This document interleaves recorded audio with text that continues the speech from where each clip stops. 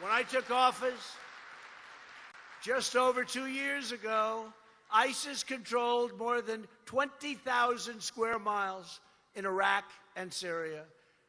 I held up a map. It was so much red, red meaning them, all red, showing the different sites. Today, the ISIS caliphate has been 100% obliterated. 100%.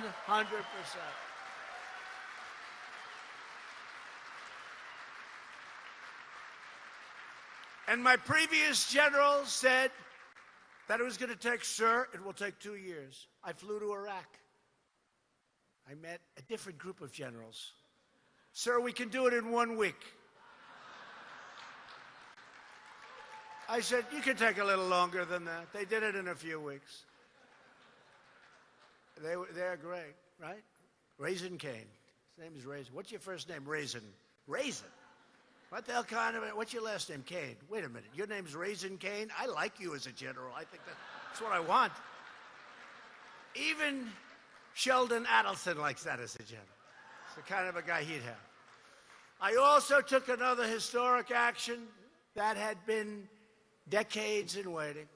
The United States recognized the true capital of Israel and opened the American Embassy in Jerusalem.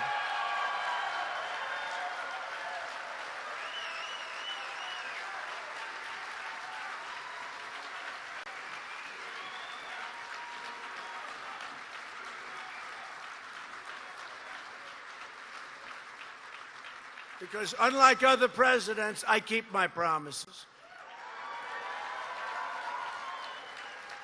Every president for many decades said they were going to do that. And I understand really why. Because when it was determined that maybe I'd do it, maybe there was a chance, the calls I got from leaders of other countries were unbelievable. Presidents, dictators, prime minister, kings, queens, everybody. My phone was ringing off the hook. So I knew I was going to do it. So I left a message. I said, I'm going to call you next week. They said, could we speak to him? I said, no, he's not available. They'll call it lying. The fake news will say, that's a horrible lie. I want to be nice. No, I'll call you next week. I look forward to it. I had so many calls after this. It took me like 3 weeks to make all the calls. But I knew what they were calling about. So I did it. I did it. Then I started calling people back. King, how are you? How have you been? I called you last week. I said, what's up? Well, I wanted to talk to you about Israel and the embassy in Jerusalem. I said, look, I'm sorry, I wish I would have known. I did it yesterday. Right? It's much easier. But I now know why other presidents, I don't really hold it against them other than they didn't keep their promise, right? They didn't keep their promise, David. So that's the way it is. And we got you something that you wanted.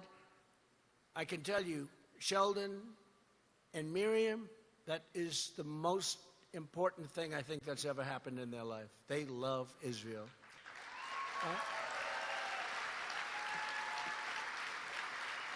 So, but I can now understand, because I always said, why wouldn't they do it? Why? Why are they doing it? Why wouldn't they just do it?